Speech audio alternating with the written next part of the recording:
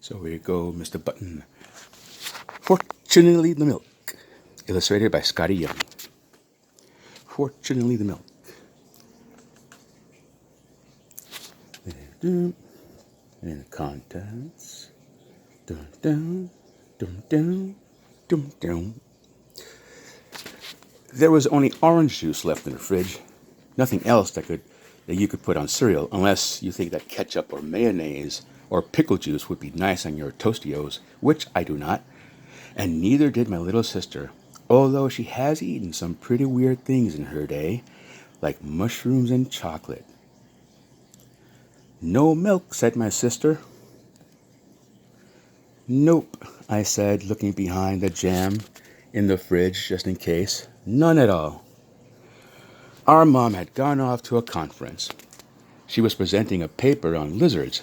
Before she went, she reminded us of the important things that had to happen while she was away.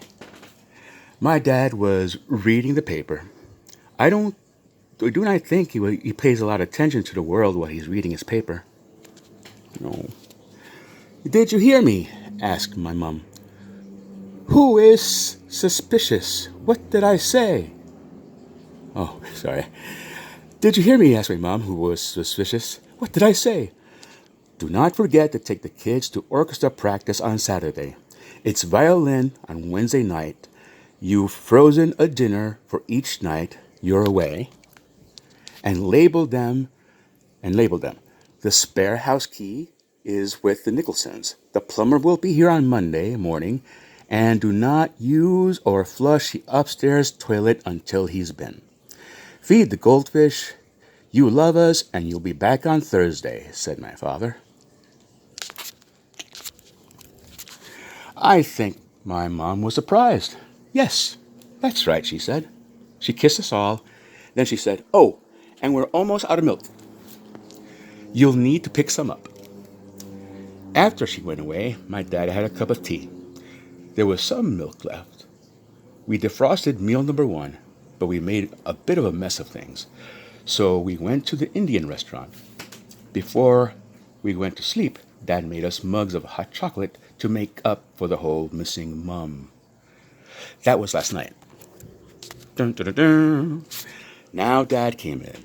Eat your cereal, he said. Remember, it's orchestra practice this afternoon. We can't eat our cereal, said my sister sadly. I don't see why not, said my father. We've got plenty of cereal. There's Tostios and there's muesli. We have bowls, we have spoons. Spoons are excellent. They're sort of like forks, only not as stabby. No milk, I said. No milk, said my sister. I watched my dad think about this. He looked like he was going to suggest that we have something for breakfast that you do not need milk for, like sausages. But then he looked like he remembered that without milk, he couldn't have his tea. He had his no tea face. You poor children, he said. I will walk down to the shop on the corner. I will get milk. Thank you, said my sister.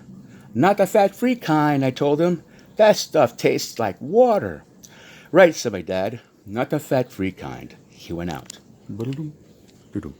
I poured some Tostios into a bowl.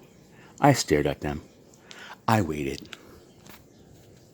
How long has it been? Asked my sister. Ages, I said. I thought so, said my little sister. We drank orange juice. My sister practiced her violin. I suggested that she stop playing her violin, and she did. My sister made faces at me. How long has it been now? She asked. Ages and ages, I told her. What happens if he never comes back? She asked. I suppose we eat the pickles, I said. You can't eat pickles for breakfast, said my sister. And I don't like pickles at any time. What if something awful has happened to him? Mum would blame us. No, she wouldn't. I expect he just ran into one of his friends at the corner shop, I said, and they got talking and he lost track of time. I ate a dry Tostio as an experiment. It was sort of okay, but not as good as milk.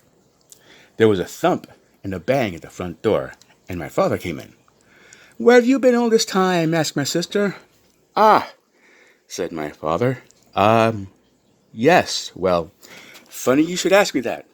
You ran into someone you knew, I said, and you lost track of time. I bought the milk, said my father, and I did indeed say a brief hello to Mr. Ronson from over the road, who was buying a paper. I walked out of the corner shop and heard something odd that seemed to be coming from above me. It was a noise like this. Thum, thum. I looked up and I saw a huge silver disc hovering in the air above Marshall Road. Hello, I said to myself.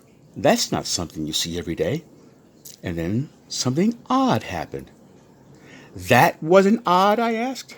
Well, something odder, said my father. The odd thing was, the beam of light that came out of the disc, a glittery, shimmery beam of light that was visible even in the daylight. And then the next thing I knew, I was being sucked up into the disc. Fortunately, I had put the milk into my coat pocket. The deck of the disc was metal. It was as big as a playing field, or bigger.